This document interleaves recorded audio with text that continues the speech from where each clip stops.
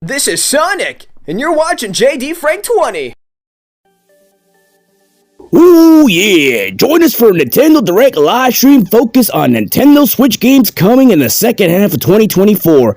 There will be no mention of the Nintendo Switch successor during this presentation. Sound off in the comments below. Yeah, so Nintendo of America tweeted this, and the Nintendo Direct will take place June 18th at 7 a.m. Pacific Standard Time, and it'll be roughly around 40 minutes. So we already know what to expect at this point. It's going to focus on games, nothing else. But again, Nintendo could just be saying that to tell you to go in with low expectations. And then at the end of the day, they'll surprise you with the Switch 2 coming in 2025. I'm really hoping for Super Mario Galaxy 3. I mean, that's what I'm hoping for. I've been hoping for that game for a long time. Nintendo, pull the trigger and go with Galaxy 3. You have the same mechanics. You have the Joy-Cons. It doesn't matter if the Switch 2 uses the same technology. Motion controls can be used for that game also. You can use physical controllers, whatever. I just want a Galaxy 3 compared to an Odyssey 2 because I want an orchestral soundtrack to make a comeback. You know, again, I mean, Mario Odyssey had a decent soundtrack, don't get me wrong, but I always loved Mario Galaxy 1 and 2 to death. And I think a Galaxy 3 would do wonders for the franchise, especially for the successor of the Nintendo Switch. Now, I know the one game everybody wants is Metroid Prime 4, and it's been 7 years since they made that announcement.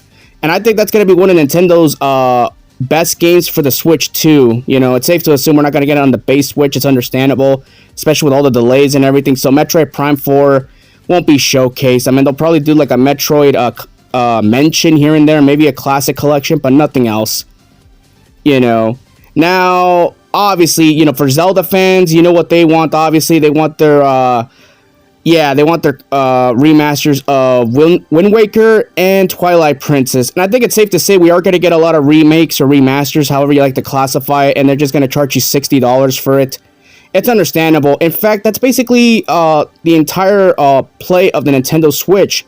You hardly got any new games here and there. I mean, very few and far between. I mean, yeah, you may have gotten a Mario Odyssey here. You may have gotten Zelda Breath of the Wild or Tears of the Kingdom there.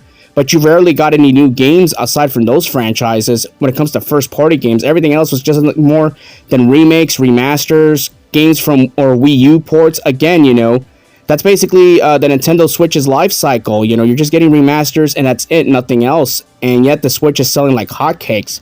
Now, do I personally think that the Nintendo Switch 2 is going to come out in 2025? My answer is yes. It's the 40-year anniversary of the Nintendo Entertainment System. It just makes perfect sense. Nintendo behind the scenes, you know they already have games already ready for launch already for the Switch 2. They just want to try not to get everybody overexcited, so when they show you the presentation, everyone's going to be disappointed at the end of the day. They're basically telling you, go in with low expectations, whatever happens, happens.